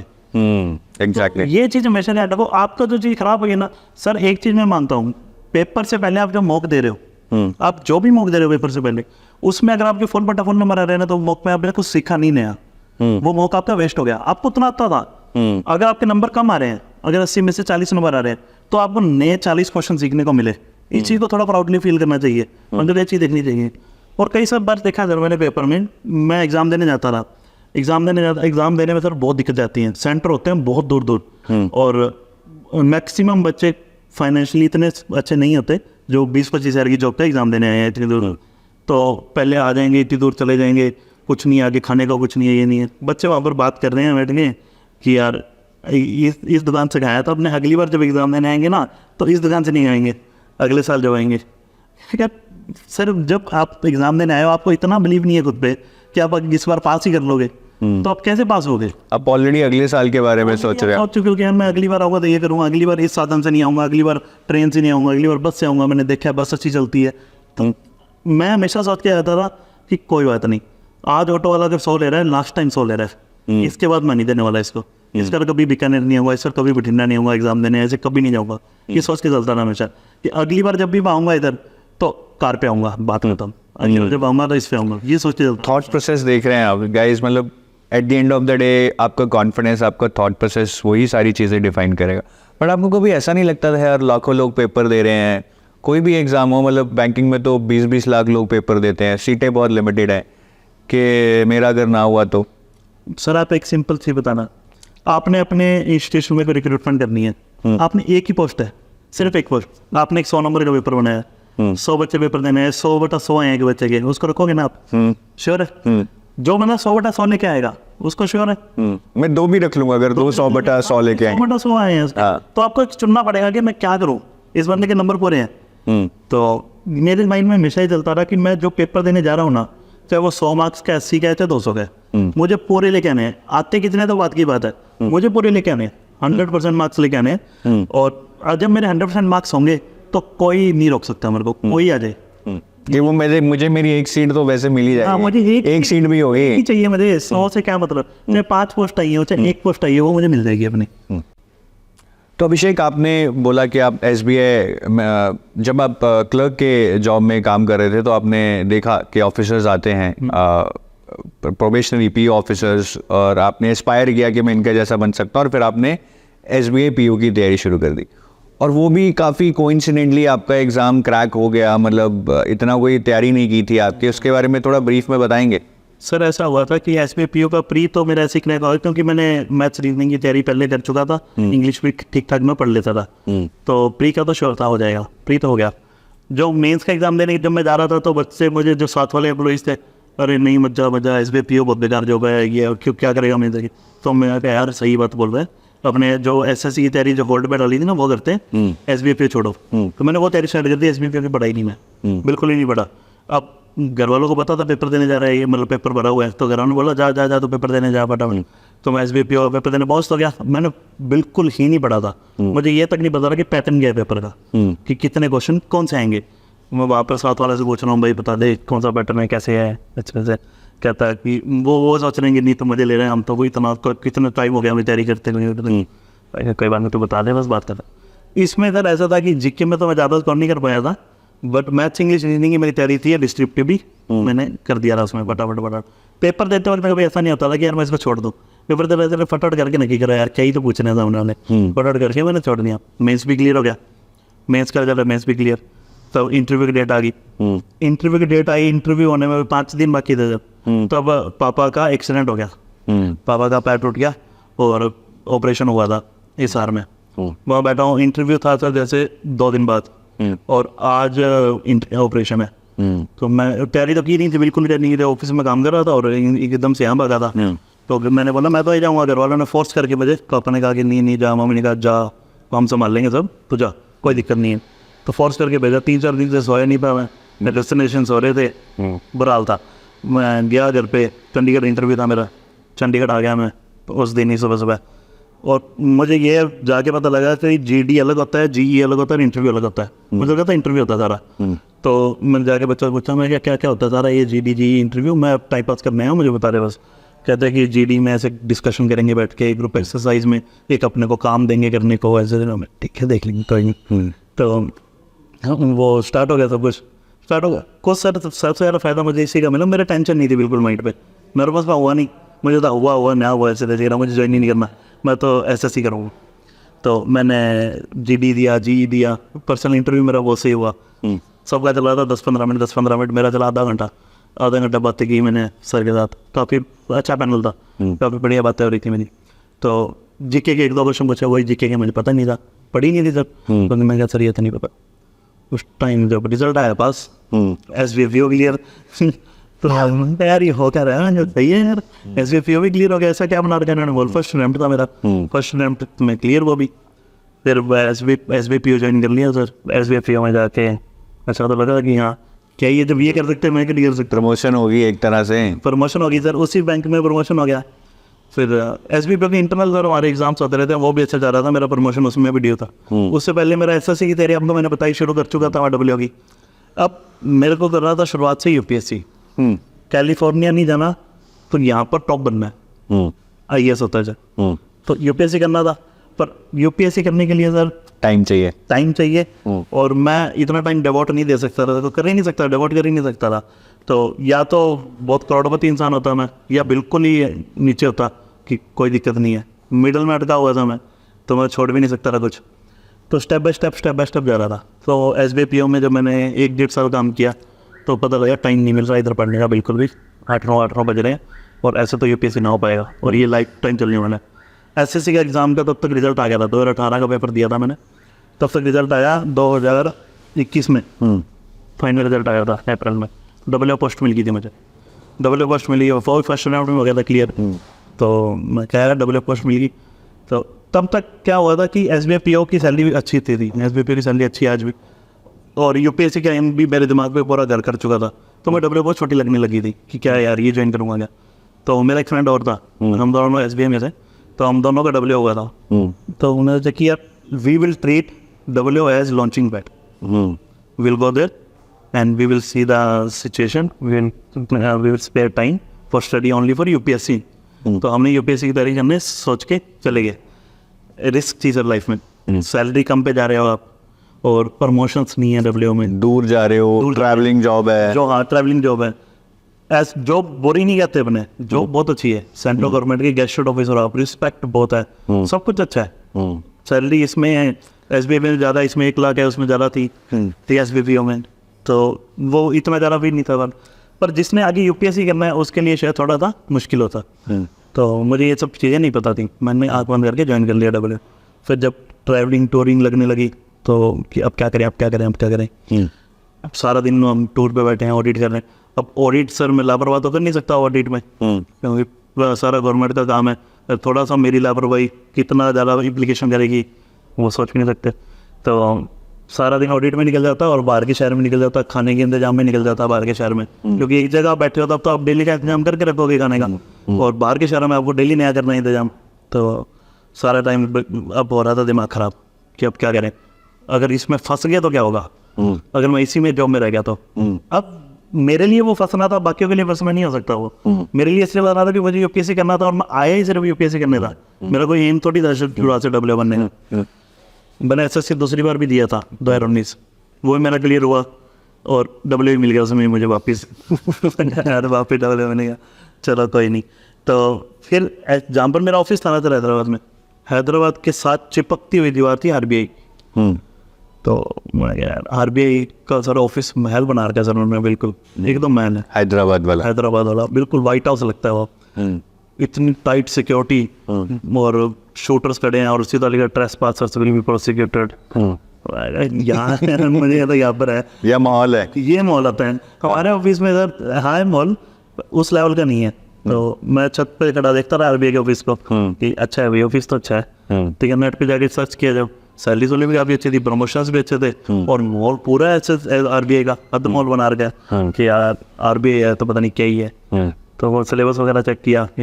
उससे पहले मैं 2-3 बार RBI दे चुका था, और मुझे याद भी नहीं था कि मैं RBI का पेपर भी दे चुका हूँ, क्योंकि जब एग्जाम में सिलेक्शन हो गया था ना, तो बीच में टाइम निकाल लेता ना मैं, क्या यार ये अब घूमेंगे 4 महीने, अब 4 महीने मजे करेंगे। तो घूमने के लिए मुझे एक एग्जाम की जरूरत होती थी, घर से कैसे जाऊँ ऐसे मैं, तो एग्जाम भरता मैं, फिर 3-4 दिन घूम के आता अदरवाइज एग्जाम देने जा रहा हूँ मैं। तो ऐसे करके मैंने RBI का दे चुका था। फिर मैंने देखा आया मेरे अटैम्प्ट हो चुके हैं मैंने, तो मैं इस बार अगर अटैम्प्ट तो ढंग से देंगे। तो सिलेबस वगैरह देखा, RBI का तो फिर वहाँ से मुझे लगा कि यार आरबीआई ही करना है मुझे। करना है, मतलब एक माहौल बन गया आपके मन में कि यार क्या बिल्डिंग है, क्या सिक्योरिटी है, मतलब ऑप्शंस अच्छे हैं, प्लान भी हो सकता है। फिर आपने नेट पे भी देखा होगा, नेट पे भी पूरा माहौल है कि RBI grade B officer after UPSC, ये वो, मतलब ऐसा लगता है कि ऐसी सिलेक्ट जो यूपीएससी नहीं कर पा रहे कैंडिडेट वो आरबीआई कर रहे थे, तो कुछ तो होगा, कुछ तो होगा। इसको प्लान भी अपने कंसीडर कर सकते हैं। इन द केस अगर यूपीएससी नहीं होता आगे तो मैं आरबीआई में जाऊँ, शायद मैं खुश रहूंगा। खुश रहो, मैं जाके देखते हैं। और ऐसे एओ से भी छुटकारा मिल जाएगा जो आप फंस गए थे यूपीएससी। मेरे हिसाब से हाँ, क्योंकि आपका एम अलग था, वैसे अलग था। जॉब अच्छी है, जॉब अच्छी है, जॉब तो बहुत अच्छी है, उसमें कोई डाउट नहीं है, मतलब आपको ऐसी रिस्पेक्ट मिलेगी जब वो कहीं मिल नहीं सकती। बट आपका एम था कि यूपीएससी करना है। यूपीएससी करना। चलिए गैस, अभी एक और चीज़ देखते हैं अभिषेक, आपको भी अच्छी लगेगी। ये है, अभी अभिषेक के रूम की फ़ोटो लाइए ज़रा। तो ये अभिषेक की फ़ोटो, बहुत ही एक सिंपल सा डेस्क है, सिंपल सी चेयर है, वैसे पीछे गिटार भी दिख रहा है, उसके बारे में भी बात करेंगे अभिषेक, गिटार के बारे में। तो अभिषेक ये टेबल पे क्या क्या पड़ा है ज़रा बताएंगे? ये जो बुक्स हैं और नोट्स हैं। सर मेन मेरा एक लैपटॉप पड़ा है जो ऑफिस वालों ने दिया मुझे, एक मेरा टैब पड़ा है, वो मेरा खुद का है। तो अब दोनों चीज़ें, मतलब ऑनलाइन नोट्स वगैरह बनाते थे? ऑनलाइन नोट्स का सर ऑनलाइन का ही फायदा लिया। अब ना तो आज तक मैंने किसी का कोर्स लिया, ना ही कोचिंग ली, सब ऑनलाइन का। और साथ में वो मेरे नोट्स पड़े हैं काफ़ी, मैंने आरबीआई से रिलेटेड और से रिलेटेड ये सारे आपने खुद बनाए हैं? इतने नोट्स नहीं है, वो यूपीएससी से रिलेटेड भी नोट्स हैं बीच में मेन। आरबीआई से रिलेटेड वो टॉपिक लिखे हैं मेरे, जो मुझे फटाफट कवर करने हैं, वो आरबीआई में आपको बताता हूँ मैं कैसे कैसे मैंने बनाया, आगे जाके डिस्कस करेंगे स्टार्टिंग में। तो गाइस देखिए कितनी सिंपल लाइफ है इनकी, मतलब रह चुकी है, अब आगे थोड़ी कॉम्प्लेक्स हो जाएगी शायद। तो मतलब हमें कोई बहुत ज़्यादा लग्जरीज नहीं चाहिए कि हमें कोई बहुत बढ़िया टैब चाहिए, कोई बहुत बढ़िया लैपटॉप या बहुत बढ़िया टेबल। सिंपल तैयारी से भी आप एक एग्ज़ाम क्रैक कर सकते हैं, चाहिए तो सिर्फ मेहनत। अभिषेक एक और क्वेश्चन पूछना चाहूँगा, जनरली वर्किंग एस्पिरेंट के लिए तैयारी करना बहुत मुश्किल होता है। मतलब यार आप देखो, सुबह उठ के पहले जॉब पे जाना है, वहाँ से वापस आना है, सारा दिन उसमें निकल गया, तो एक बहुत मोटिवेशन चाहिए होती है दैट हमें एग्ज़ाम की तैयारी भी करनी है अच्छे से। तो व्हाट वाज योर मोटिवेशन, मतलब क्या थॉट प्रोसेस होता था जॉब से आकर के, नहीं यार मतलब करना तो पड़ेगा? सर आप रूम देख रहे हो मेरा, रूम के अंदर मैंने मैप लगाए थे, कुछ पढ़ नहीं रहा था मन से, बस मैप से मुझे एक चीज़ याद आ रही थी कि यूपीएससी करना है, और यूपीएससी करने के लिए मेरे लिए रास्ता डायरेक्ट नहीं था। मेरे लिए रास्ता या तो आरबीआई से होके जाता था या किसी भी प्लान बी से होके जाता था। तो मुझे एक चीज़ याद आ जाती थी रूम पे आके कि यार सो मत, ये बाद में सोएंगे, पहले पढ़ लेते हैं थोड़ा। तो जैसे सुबह सुबह थोड़ा टाइम निकालता, सुबह मुझे न्यूज़पेपर पढ़ने की आदत है, तो न्यूज़पेपर पढ़ता था मैं, और थोड़ा बहुत फाइनेंस की वीडियोस देखता था। और जॉब पे जाकर टाइम नहीं मिलता था मुझे, लंच टाइम में थोड़ा बहुत टाइम निकालता था मैं। और शाम को फिर आया, शाम को आके साथ वाले मेरे जिम कर रहे थे, घूमने जा रहे थे, ऐश कर रहे थे। मैंने कहा सब कुछ बाद में करेंगे, कोई नहीं, वेट बढ़ने दे, कोई दिक्कत नहीं है, पहले अपने तैयारी कर लेते हैं। तो उस टाइम पे मैं तैयारी कर लेता रहा अपनी, कोई दिक्कत नहीं है। मतलब हफ्ते में 3 दिन खुद खाना बना लिया, 3 दिन बाहर से मंगा लिया, उस टाइम तैयारी कर मैनेज कर लिया, मैनेज कर लो कैसे भी करके, क्योंकि वो इंपॉर्टेंट है। आप आज ये जो खाने वगैरह में आपका पैसा लग रहा है या आपका वेट बढ़ रहा है, ये आपकी इन्वेस्टमेंट है। हाँ, अगर आप ये सोचो कि मैं इसका भी कोर्स ले लूँ, इसका भी कोर्स ले लूँ, ये भी कर लूँ, मैं इतनी सारी बुक्स मंगा लूँ, उस चीज़ से मैं पास हो जाऊँगा, कभी पास नहीं। जब तक आप खुद मेहनत नहीं कर रहे हो, आप एक सोर्स पे डिपेंड रहोगे तब भी पास हो जाओगे, आप किसी सोर्स पे डिपेंड नहीं रहोगे तभी पास हो जाओगे। मैं किसी पे डिपेंड नहीं रहा था, मैंने खुद सारी रिसर्च की है, एसबीआई आरबीआई का सिलेबस निकाल के खुद सब कुछ किया है, किसी पे भी नहीं गया। बहुत बढ़िया। अभी एक और चीज़ देखते हैं, आपने जब हमने रूम की फ़ोटो दिखाई थी, आपने देखा होगा कि वहाँ पे एक गिटार पड़ा है। तो अभिषेक की कुछ फ़ोटोज़ लाते हैं। अभिषेक ये पहली फ़ोटो, इसमें आप गिटार बजा रहे हैं। Yes sir.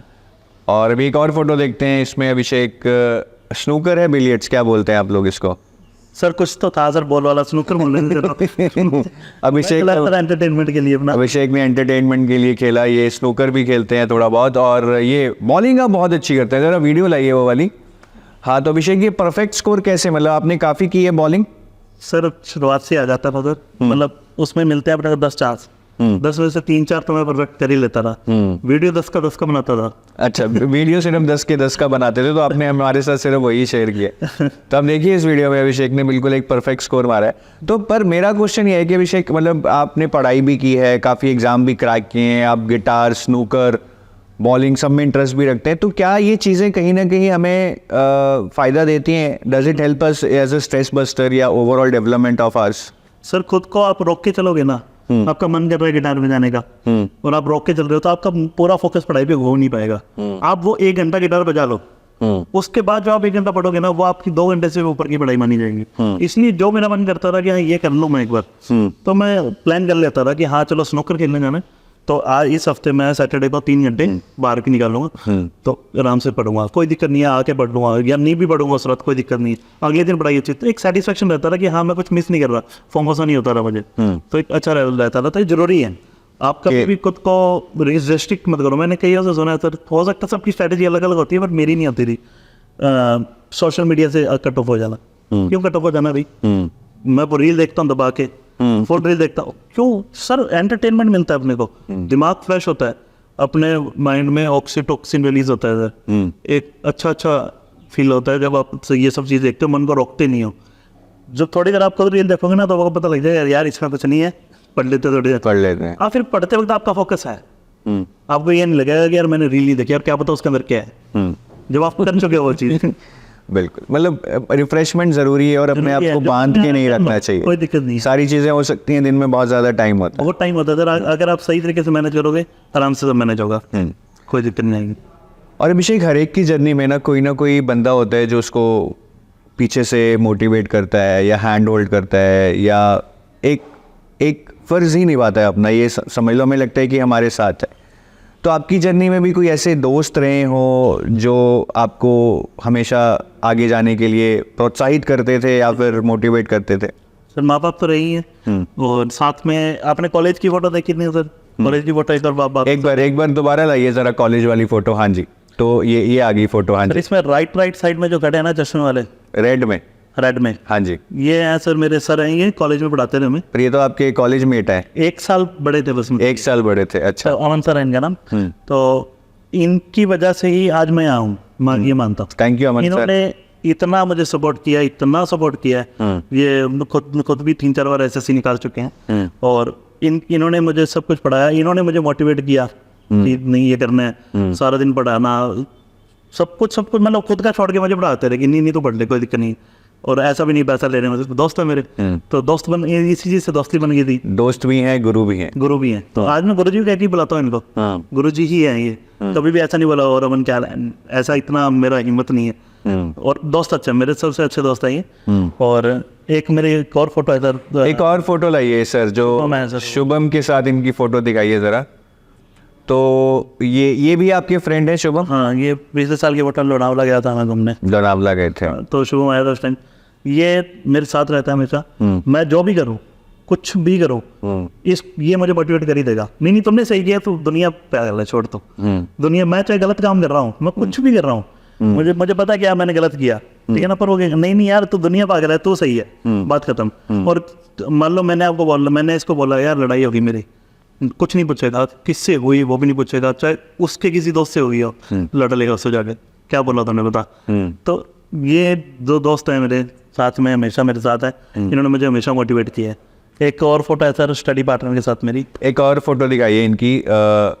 ये 3 लोग हम खड़े हैं, ये 3 लोग खड़े हैं, तो आपके स्टडी पार्टनर कौन है इनमें ये से? बीच में खड़े हैं नीतीश अग्रवाल। नीतीश अग्रवाल, हम दोनों ने इकट्ठी तैयारी स्टार्ट की, AA में मिले थे मुझे।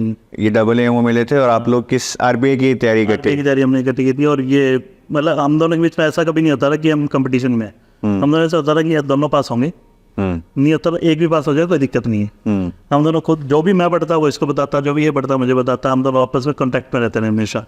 So Abhishek, I think we have discussed in detail about your story and it's really inspiring, really motivating. अब थोड़ा सा स्ट्रैटेजी के बारे में बात करेंगे, क्योंकि वो भी एक इंपॉर्टेंट पार्ट है, so that future aspirants get to know कि आपने कैसे तैयारी की।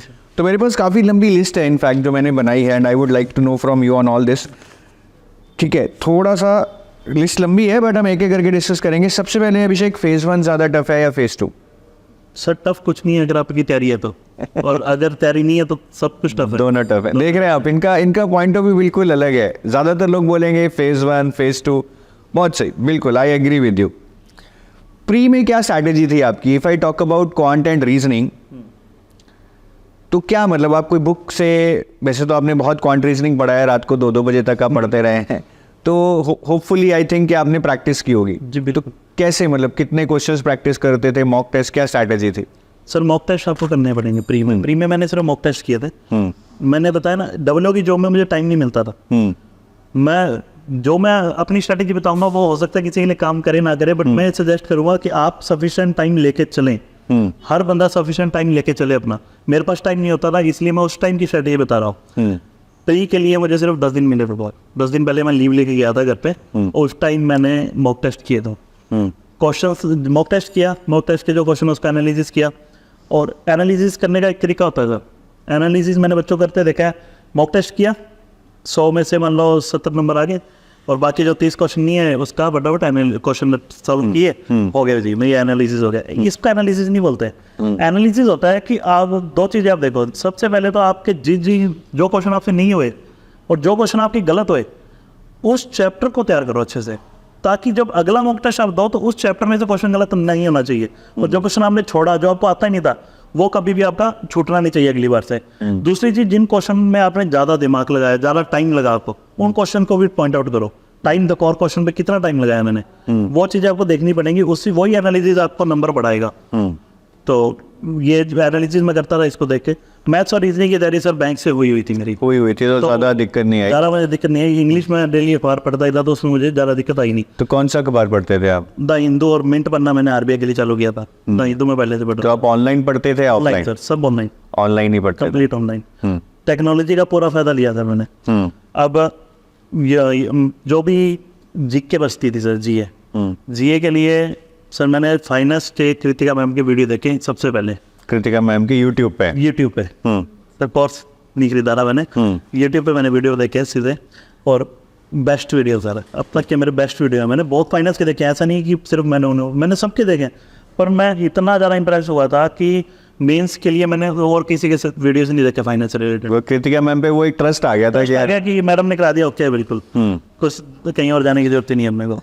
साथ में गुरकीत सर के एक मैराथन सेशंस आए थे लास्ट में, तो मैं शुरुआत से फॉलो नहीं कर पा रहा था, टाइम ही नहीं होता था मेरे पास।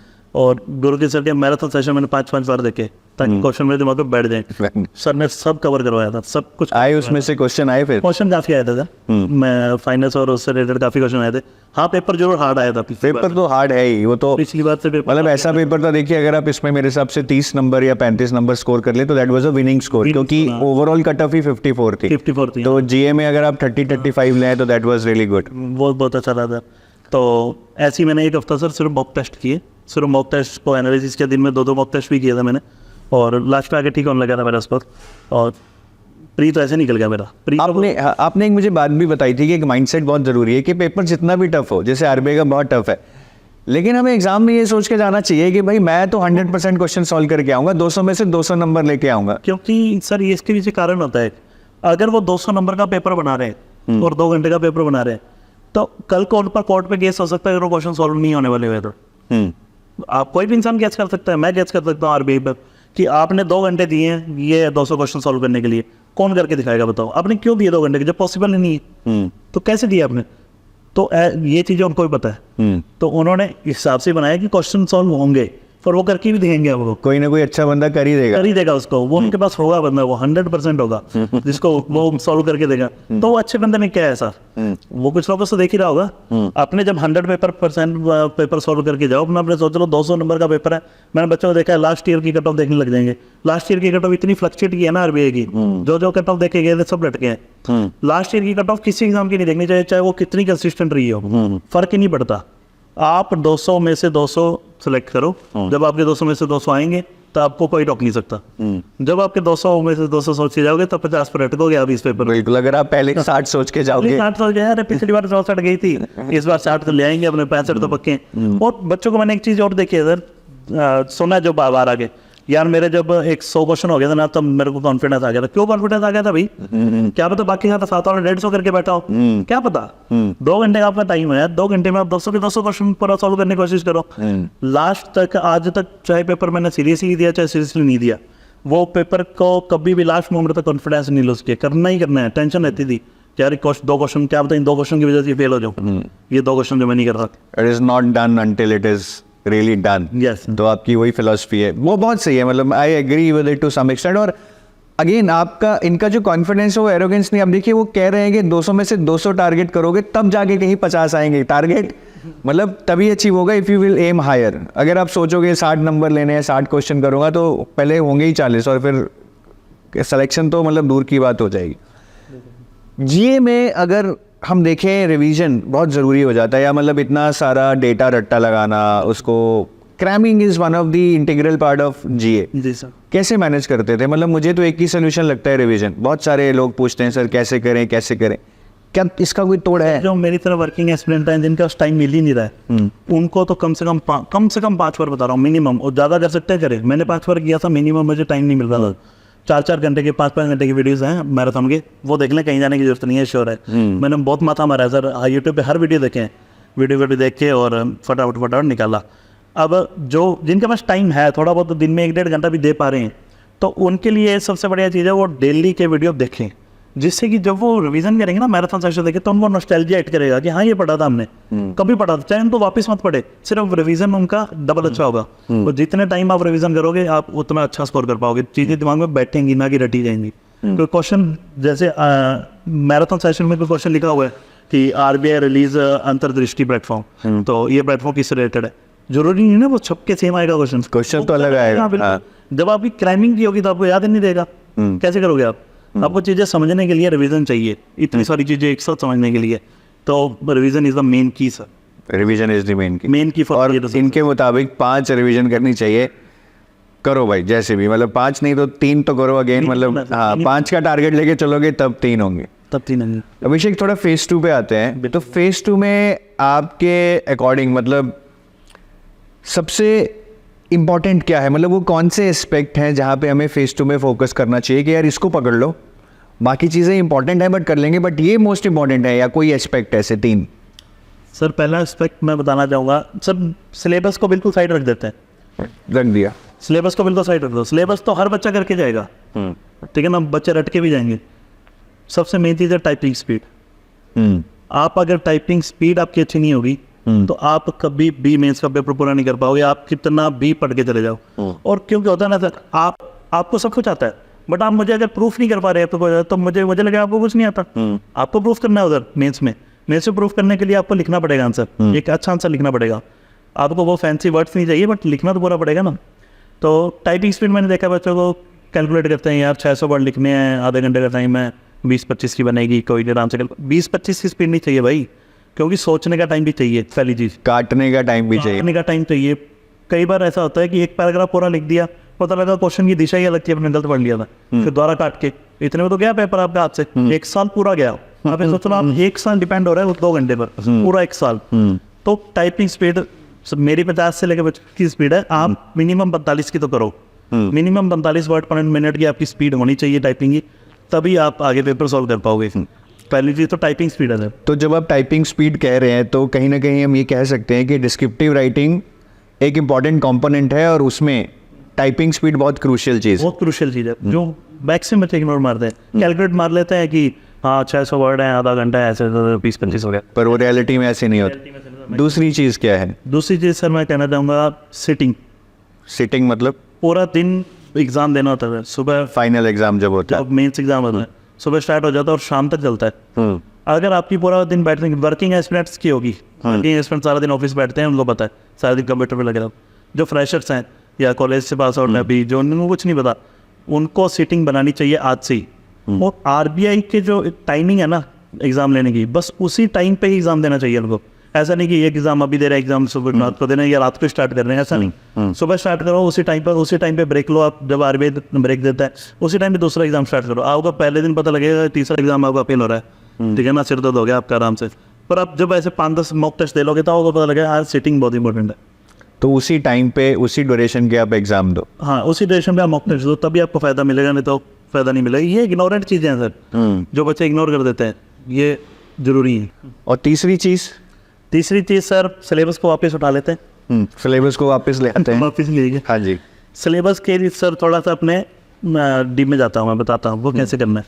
कभी भी किसी सोर्स पे डिपेंड नहीं होना, सबसे पहली चीज़। मैं एजुटेक पे बैठ के बात बोल रहा हूँ कि कभी भी एक कोर्स पे डिपेंड नहीं होना। कोर्स ना भी लो तो भी कोई दिक्कत नहीं आएगी, ठीक है ना। आजकल सारे इंस्टीट्यूशन सारे ऐसे हो चुके हैं, मैंने एजुटेक इंस्टीट्यूशन देख के मुझे पता लगा कि कोर्स का मतलब नहीं है, इनको अच्छा बच्चा चाहिए पढ़ने वाला, मदद करेंगे, पूरी मदद आएगी।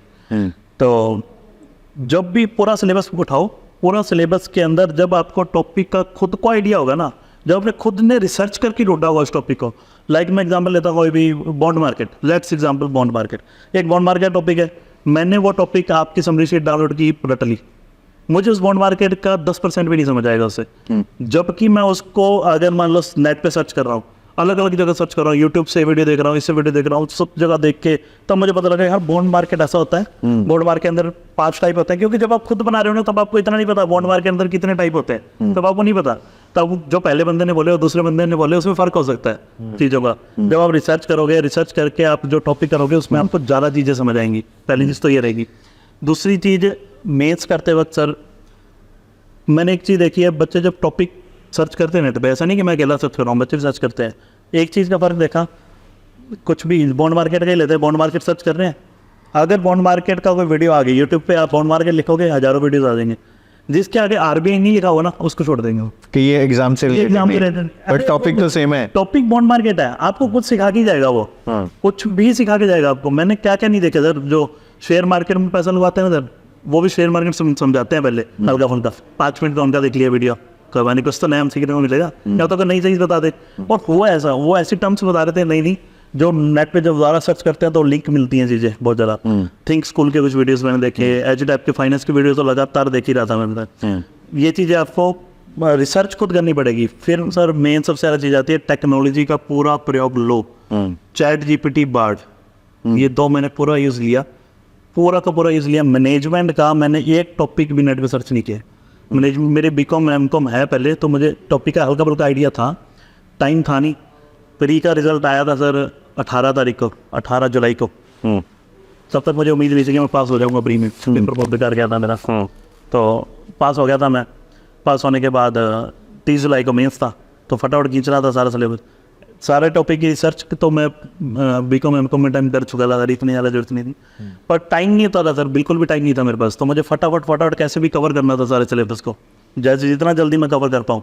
चैट जीपीटी और बार्ड को लगाया काम पे, मैनेजमेंट के टॉपिक फटाफट मैं, मेरे पास इतना टाइम ही नहीं था कि मैं आंसर बनाऊँ एक एक करके सारी ज़्यादा डीप में जाऊँ, मुझे हल्का फुल्का आइडिया लेना था। मैं सोच चुका था 10 दिन है, देखी जाएगी यार, इतना भी बहुत है कि अगर मैं मेंस में बैठा आरबीआई इतना भी अगली बार का आइडिया लग जाएगा, बस इतना ही सोच के क्या था मैं एक बार के लिए।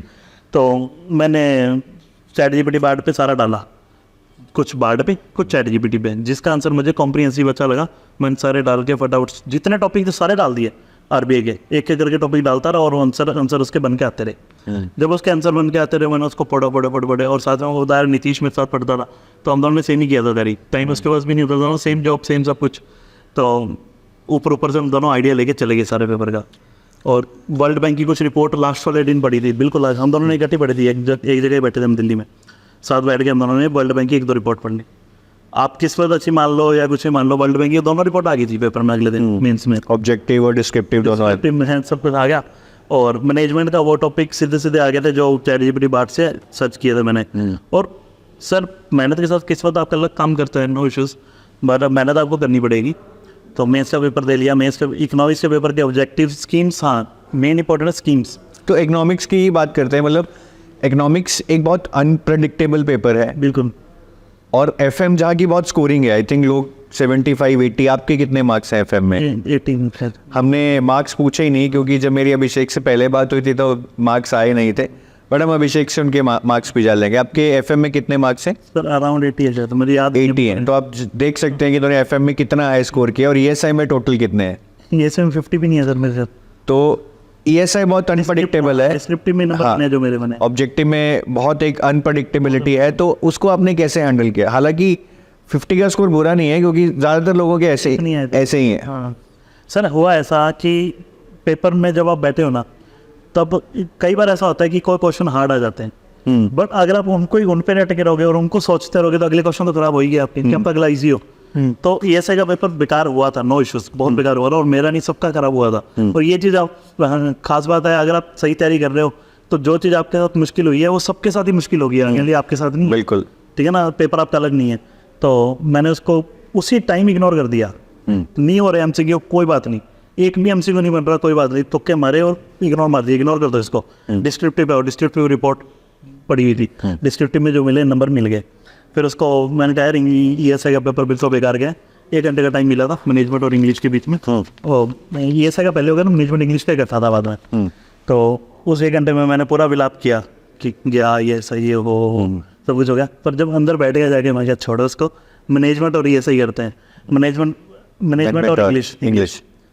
अब पैटर्न मुझे याद पहले कौन सा था तो फटाफट मैंने उनके पेपर फटाफट निपटाए जितना बेस्ट दे सकता था। उस टाइम आपको ऐसा का नहीं सोचना है, जो आपका खराब हुआ है वो नहीं सोचना है। जब आप उसको सोचने लग जाओगे ये भी खराब कर दोगे।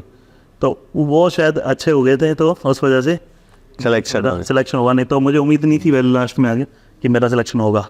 ESI की प्रेप आपने मतलब मेनली कहाँ फोकस की थी?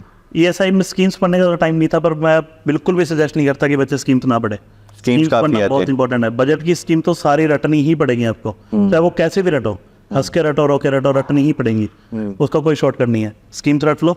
और मैंने नहीं पढ़ के ज़्यादा, उसी वजह से मेरे MCQ नहीं हो पाए थे।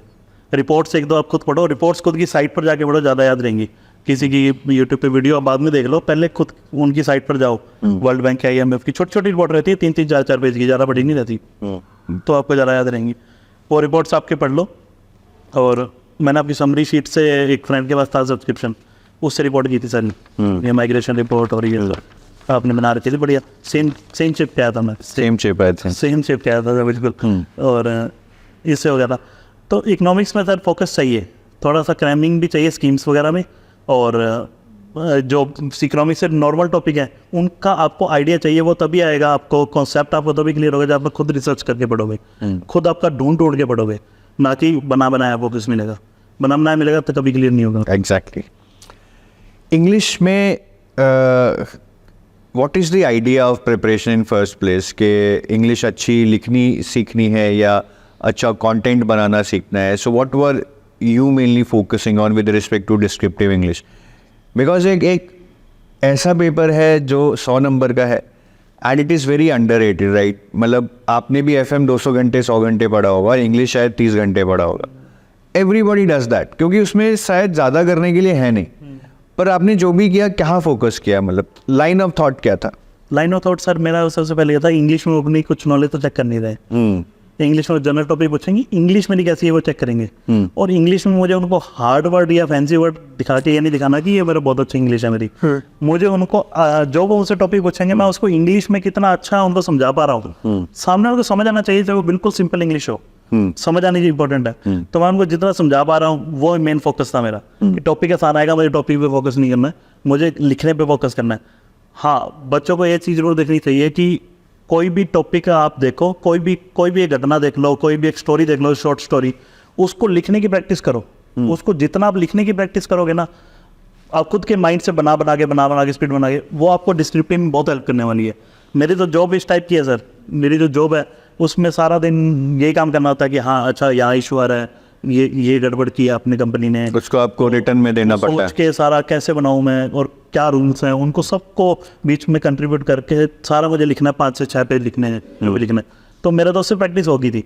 तो ये किसी को भी छोड़ना नहीं चाहिए, इंग्लिश की प्रैक्टिस ऐसे ही होगी। आपको कुछ टॉपिक नहीं रटने, टॉपिक नेट से निकाल के उनका आइडिया लो, उनके बारे में ऐसे रटने की जरूरत नहीं है। आप खुद इंग्लिश बनाने की कोशिश करो, किसी भी टॉपिक से रिलेटेड बनाओ, चाहे फिल्म देख के बना दो। आप फिल्म देखो 3 घंटे की, उसको लिखने की कोशिश कर लो सारी फिल्म। सही में सर इंप्रूव हो गया आपकी, नहीं बिल्कुल सही। और उसी को आप किसी को दो फिल्म को, जो आपने लिखनी ना, तो देखो सामने वाला बंदा सेम समझ पा रहा है कि नहीं समझ पा रहा। जब अपने नॉवल पढ़ते हैं तो अपने को समझ आती है ना, सेम पिक्चर बनती है एक माइंड में। तो वैसी पिक्चर बननी जरूरी है। तो जब आपकी ऐसी इंग्लिश हो जाएगी लिखने के लिए, सिंपल भी और क्लियर। काफ़ी लोग ट्राई करते हैं कि कॉम्प्लेक्स चीज़ों से ही शुरू करें लिखना, गलत सर। वो शायद लेटर स्टेज पे होना चाहिए। When you start with anything, right, it should be like first target should be कि उसको हैबिट बना लो और जो भी लिख रहा हूँ समझा पाऊँ क्या लिख रहा हूँ, और धीरे धीरे you can build upon that. धीरे धीरे अपने इंग्लिश के वर्ड्स पता लग जाएंगे, लिखने की तरीका पता लग जाएगा। जब अपने कोई नॉवल पढ़ेंगे या कुछ पढ़ेंगे, ऐसे पढ़ना की आदत थोड़ी डलनी चाहिए। डेली कुछ ना कुछ, एटलीस्ट एक कोई वार पढ़ रहे हो तो उसको पूरा पढ़ना स्टार्ट कर दो, फर्स्ट से लेकर लास्ट तक। लिखने की आदत हो जाएगी और कैसे वर्ड बनते हैं उसकी आदत हो जाएगी। एग्जैक्टली। अब थोड़ी सी आपके इंटरव्यू के बारे में बात करते हैं। तो ये एक फ़ोटो देखते हैं पहले। ये अभिषेक की फ़ोटो है इंटरव्यू डे की, राइट अभिषेक? इंटरव्यू डे की। तो बहुत ही डी डे होता है। आप प्री मेंस क्लियर करके इंटरव्यू में जाते हैं और इंटरव्यू में अगर अच्छे नंबर आ जाए फिर तो पता है कि सिलेक्शन हो ही जाएगा। तो इस दिन क्या थॉट आ रहा था आपके मन में? कुछ नर्वसनेस थी या था कि फोड़ दूंगा? सर जब मेरा मेंस क्लियर होने की उम्मीद तो थी नहीं, क्योंकि ऐसे का पेपर बेकार गया था। 10-12 दिन में रिजल्ट आ गया था और मेंस क्लियर, और तब इंटरव्यू की डेट्स आई नहीं थी कि, पर इतना श्योर था कि 10-15 दिन में स्टार्ट हो जाएंगे इंटरव्यू। तो फटाफट मैंने आरबीआई की साइट्स वगैरह निकालनी स्टार्ट किया, वही चैट जीपीटी को काम पे लगाया, बार्ड को काम पे लगाया कि फटाफट करो भी, मेरे लिए काम करो। तो डाटा डोटा पढ़ा, 5-4 दिन बाद कॉल लेटर आ गया सर इंटरव्यू का। मेरा इंटरव्यू आया दिसंबर में, 6 दिसंबर को इंटरव्यू मेरा दिल्ली में, और यार 3 महीने मिल गए। अब तो क्या ही है, उड़ा देंगे अब तो इंटरव्यू में। अब तो मिनी इंटरव्यू में 60-70 नंबर आएंगे। 60-70-80 75 में से 80 लेने हैं, ऐसा तो श्योर था। मेरा वो दोस्त था साथ में, सेम डे इंटरव्यू था हम दोनों का, नीतीश सेम डे इंटरव्यू था हमारा। तो हम दोनों हमें कि यार अब तो बस इंग्लिश में ही सब कुछ रट लेंगे, सब कुछ ऐसे एक्सपर्ट बन के जाना है।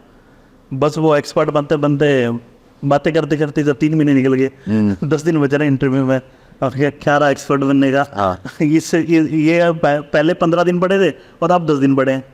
ये तो बात मतलब वही मतलब छोड़ दिया और फिर पता लगा कि अब तो 10 दिन रह गया, पढ़ना पड़ेगा। सर बिल्कुल हवा में आ गए थे, आराम में सब टाइम निकल गया। 15-10 दिन बचे थे, 10 दिन में फटाफट चैट जीपीटी बार्ड को वही लगाया काम पे। अब उसमें टॉपिक भी नहीं पता, इंटरव्यू में कोई सिलेबस थोड़ी है। तो जो भी टॉपिक मुझे नेट पे मिलता, जो भी मिलता, वो सब कुछ मैं उसके अंदर डालता कि यार आप बताओ, कोई आइडिया लेता कि नॉलेज तो चेक नहीं करने वाले, बस वो हल्का तो मुझे आइडिया है कि नहीं है, बस वही चेक करेंगे। तो कॉन्फिडेंस की कमी नहीं आ रही थी सर मुझे इंटरव्यू में, नर्वसनेस नहीं थी। इंटरव्यू दे चुका था मैं, कोई दिक्कत नहीं। SBPO भी दिया था, RRB भी दिया था, और कोई दिक्कत नहीं आ रही थी इसमें, क्योंकि मेरी जॉब है वो भी इस टाइप की है कि मुझे बहुत बड़े बड़े लोगों के साथ डील करना पड़ता है सामने। वो सामने IAS ऑफिसर है, सीनियर IAS ऑफिसर है, उनकी मीटिंग के बीच में मुझे बैठना पड़ता है, अकेले को भी बैठना पड़ता है। तो मुझे इतनी दिक्कत नहीं आ रही थी इंटरव्यू में। बस डाटा फटाफट चैट जीपीटी बार्ड से निकाला, और कुछ है कि जो HR टाइप क्वेश्चन होते हैं, SBPO को छोड़ा, अब WPO को छोड़ना चाहते हैं, इनमें मुझे कोई आंसर नहीं मिल रहे थे। उनको क्या बताता कि SB में टाइम नहीं मिल रहा था, तो गलत हो जाता। तो वही मैंने, मेन चीज़ है टेक्नोलॉजी का यूज़ लो, AI पे मैंने फोकस किया। उन्होंने अच्छे मुझे आइडियाज़ हैं, बहुत अच्छे आइडियाज़ मिले मुझे उसके अंदर से, क्या क्या आंसर अपने दे सकते हैं। उसको मैं बोल दिया कि तेरी प्रोफाइल ये है, चैट जीपीटी पे लिख दिया कि भाई अब तुम्हारी ये प्रोफाइल है, और मैं इंटरव्यू को क्वेश्चन पूछूंगा। और ओके आ गया उधर लिखा हुआ। तो मैंने काफ़ी ज़्यादा क्वेश्चन 3-4 घंटे तक इंटरव्यू चलाया। बहुत अच्छे आइडियाज़ है, बहुत अच्छे आइडियाज़ है। तो वैसे ही हम दोनों ने, मतलब वो मेरा दोस्त पढ़ता था, रात को हम 1 घंटा बात करते रहे, आधा घंटा मैं उसका इंटरव्यू लेता रहा, आधा घंटा वो मेरा इंटरव्यू लेता रहा। तो ऐसे करके इंटरव्यू देने पर पहुँच गए, सारी तैयारी करके अंदर जैसे ही मैं बैठा इंटरव्यू में जाके, कॉन्फिडेंस में पूरा, चलो पूछो जब पूछते हो। 10 दिन की तैयारी सिर्फ, और उन्होंने सारी तैयारी मेरी फेल कर दी। 1 सेकंड, एक क्वेश्चन पूछा मैंने तैयारी। क्या पूछा? पहला क्वेश्चन पूछा मुझसे, कहते हैं कि आप अकाउंट स्टूडेंट हो और अकाउंट्स की जॉब में भी हो, ऑडिट की जॉब में हो। क्या? हाँ सर। बैलेंस शीट तो आपको अच्छे से आती होगी। हाँ सर। और बैलेंस शीट में नर्वस था कि 1-1.5 हफ्ते में क्या क्या पढ़ता था सर, कुछ नहीं पढ़ पाया था मैं ज़्यादा। मेन ये कहना चाहूँगा कि इंटरव्यू की तैयारी शुरुआत से स्टार्ट कर देना, प्री से भी पहले थोड़ा आइडिया होना चाहिए आपको इंटरव्यू का। कभी भी लास्ट हफ्ते पर डिपेंड मत रहना, मेरी तरह गलत चीज़ है वो। तो फिर उस बैलेंस शीट आपको पता होगी, RBI की बैलेंस शीट पढ़ के आए हो मुझे कह रहे। तो मैं कहा हाँ सर, कुछ नहीं पढ़ के गया था मैं हाँ सर पढ़ के आया हूँ। कह रहे कि चलो बताओ फिर RBI of balance sheet exposure के क्या क्या रिस्क हो सकते हैं। ऊपर मुझे समझ ही नहीं आया, पूछ क्या लिया इन्होंने, पता नहीं क्या फाइनेंशियल पूछ लिया। तो कुछ नहीं, मैंने ऐसी हवा में चलते कुछ भी बोल दिया। कह रहे अच्छा, मैं कहा शायद sir I am not aware. कह रहे अच्छा RBI बैलेंस शीट के रिस्क बता दो। उसका थोड़ा बहुत मैंने बताया, बड़ी आइटम क्या होती है RBI की बैलेंस शीट में, सिंपल पर आगे पूरे। फिर उनको जब मैं थोड़ा सिंपल पे थोड़ा कॉन्फिडेंस में आया तो वो दोबारा हार्ड पे आ गए। कह रहे चलो अब ये बताओ, इंडिया से पैसा ख़त्म हो जाए, पूरी दुनिया से इंडिया रुपीज़ ख़त्म हो गए, लोगों ने स्टोर कर लिए, है ही नहीं, पैसा ही नहीं है, RBI के पास रिजर्व्स नहीं है, तो बैंक अगर पैसा मांग रहा है RBI से कि उसको 1000 करोड़ रुपये चाहिए, कहाँ से देगा? मैं कहा सर नोट छाप लेंगे। कह रहे नोट छापेंगे तो करेंसी डेप्रिशिएट हो जाएगी, कैसे करोगे? तो इसमें उलझ जाए, काफ़ी देर मैंने आंसर दिए, नहीं समझ आया उनको। ऐसे रोलर कोस्टर सा चल रहा था मेरा इंटरव्यू। मतलब ज़्यादा तैयारी करने का फ़ायदा नहीं है, बिकॉज यू डोंट नो आप इंटरव्यू कौन सी डायरेक्शन में जा रहा है। It's a conversation. कुछ पता नहीं लग रहा था कि ये अगर मुझे और 6 महीने मिलते तो भी मैं चीज़ें नहीं पढ़ने वाला था कभी। क्या आइडिया लगेगा सर? तो उन्होंने मुझसे बस वो येस बैंक के और 81 बॉन्ड्स के बारे में 1-2 क्वेश्चन पूछे रहे, वो सबको बता दे, वो मैंने बोल दिया कि ऐसे करके। बट आप फिर भी अगर पहले से कुछ तैयारी करते हैं हमने इंटरव्यू की अच्छी, तो हो सकता है कुछ और अच्छा हो जाता। तो तैयारी थोड़ी तो आपके मार्क्स कितने थे इंटरव्यू में? मार्क्स सर बहुत कम थे मेरे, 51 तो अच्छे मार्क्स है, आई थिंक कम तो नहीं है। तैयारी सर कुछ नहीं, एक हफ्ता तैयारी की थी सर। नहीं 51 इज गुड मच, हाँ, बट अगर और अच्छा होता तो शायद 55-60 आ जाते। तो आपने कोई इंटरव्यू ट्रांसक्रिप्ट्स वगैरह भी देखी थी? इंटरव्यू ट्रांसक्रिप्ट सर सारी एचटेप की देखी थी मैंने। एचटेप ने जब इंटरव्यू का मेंस का रिजल्ट आया था और बच्चों से पूछा था कौन कौन पास हुआ मेंस में, तब उन सबको पर्सनली एक इंटरव्यू के कोर्स में जोड़ा था फ्री में। उस पर ट्रांसक्रिप्ट थी सर, वो सारी ट्रांसक्रिप्ट मैंने पढ़ी थी एक करके, सारी ट्रांसक्रिप्ट पढ़ी। आपकी वर्कशॉप्स लगती थी सर इंटरव्यू से रिलेटेड फ्री, तो वो सारी वर्कशॉप में लगभग था, मैं सब पे था। शुरुआत में अपनी कई डाउट्स भी होते रहे, हम बात करते रहे, बात हुई है हमारी, अपनी बात करते रहे, तो उनमें था सर। और फाइनेंस से रिलेटेड वीडियो तो देख ही रहा था मैं इसी से। मॉक इंटरव्यू दिए सर मैंने अक्टूबर में, एक आपका मॉक इंटरव्यू जो आपने फ्री दिया था सर, वो मैंने इंटरव्यू दे दिया। तो मॉक इंटरव्यू में आपको क्या सीखने को मिला? मॉक इंटरव्यू में मुझे बहुत चीज़ें पता लगी। मुझे ये पता लगा कि आपको मतलब नॉलेज था मुझे, बस मुझे ब्रशअप करना था चीज़ों को। और मॉक इंटरव्यू बहुत अच्छा लगा मुझे आपका, तो मैंने इसलिए एक और मॉक इंटरव्यू के लिए रिक्वेस्ट किया था आपको, एक और मॉक इंटरव्यू रुकाइए मेरा। तो वो एक दूसरा मॉक इंटरव्यू मैंने दिया, एक दो और भी मॉक इंटरव्यू दिए मैंने। मॉक इंटरव्यू का बहुत बड़ा रोल होता है, आपको एक कॉन्फिडेंस मिलेगा और अच्छे मॉक इंटरव्यू का रोल होता है। मैंने एक मॉक इंटरव्यू दिया था, वो बहुत बेकार मतलब वो किसी बच्चे ने उसके अच्छे रिव्यूज नहीं दिए, किसी भी बच्चे ने। मेरा अकेले लगा होता था तो ऐसा होता कि मुझे नहीं आता, बाकी लगभग अच्छे रहते सारे मॉक इंटरव्यू। तो मॉक इंटरव्यू आपको देने चाहिए और टाइम सफिशिएंट लेके चलें। मैं ये फाइनली एक ही चीज़ है, मेरे पास टाइम बिल्कुल नहीं था पढ़ने का। मैं लास्ट में एक एक हफ्ता पढ़ के ये सिलेक्शन लिया है, ठीक है ना। और लक काम करता है, मेहनत काम करती है, सब काम करता है बीच में, सब मिलजुल के मेरा सिलेक्शन हो गया। बट आपको टाइम पूरा सफिशिएंट देना पड़ेगा। ये तैयारी ऐसी है कि आपको 6 महीने देने ही पड़ेंगे। 6 महीने अगर आप कंसिस्टेंटली इसको देते हो, कोई रोकने वाला नहीं है आपको, कोई भी नहीं रोक सकता। पॉजिटिव माइंडसेट रखो, पेपर पूरा सॉल्व करने का सोचो, आराम से आपका सिलेक्शन होगा, आराम से। चलिए, सो आई होप कि आपको काफ़ी मज़ा आया होगा इनकी स्टोरी और स्ट्रैटेजी को सुनकर, and it was Indeed inspiring. I mean काफ़ी इंस्पिरेशनल है क्या क्या इन्होंने फेस किया। अगर आप पास में जाते हैं, वो एक ऐसा दिन जब ये 1000 पर मंथ की जॉब कर रहे थे, टू दैट स्टेज इतनी सारी जॉब्स की, फाइनली आरबीआई क्रैक किया, तो एक बहुत लंबी जर्नी है, स्ट्रगल है, बट आई थिंक यही एक हमारी लाइफ है, जो यही एक चीज़ है जो हमारी लाइफ को डिफाइन करती है, हमारी स्ट्रगल, और हम उसे कैसे फेस करते हैं। So Abhishek, it was indeed an honour to talk to you यार। आई थिंक बहुत सारे लोगों को इससे इंस्पिरेशन मिलेगी, डायरेक्शन मिलेगी, और मैं श्योर हूँ कि ज़्यादा नहीं तो 5-6 लोग तो आपको भी रोल मॉडल बना ही लेंगे और वो आपकी बताई हुई दिशा पे चलेंगे। कोई लास्ट मैसेज अगर आप देना चाहें तो हमारे स्टूडेंट्स को, फ्यूचर एस्पिरेंट्स को? बस एग्ज़ाम का मॉल बाहर देख के डिसाइड मत करो। एग्ज़ाम को आपको देखो, सिंपल एग्ज़ाम होता है, आपके लिए ही बना है। कॉन्फिडेंस खुद पर रखो, टाइम सफिशिएंट दो एग्ज़ाम को। जब आप सफिशिएंट टाइम दोगे, लोगों की बातों को मत सुनो। कोई एग्ज़ाम जिससे खुद से नहीं हो रहा ना, वो बनाएगा अरे यार ये तो बहुत बड़ा एग्ज़ाम है, ऐसे नहीं होता, ये 1-2 अटेम्प्ट वाला एग्ज़ाम नहीं। और क्या फ़ायदा, आगे जॉब भी इतनी अच्छी नहीं है, वर्क प्रेशर बहुत फालतू चीज़ें करेगा, उस पर फोकस कभी मत करो। कोई भी जॉब बेकार नहीं होती है, कोई भी जॉब बेकार नहीं होती है। और आप कॉन्फिडेंस से जब उसकी तैयारी करोगे बिना कुछ देखे, तो आपका 100% सिलेक्शन होगा, 110% सिलेक्शन होगा।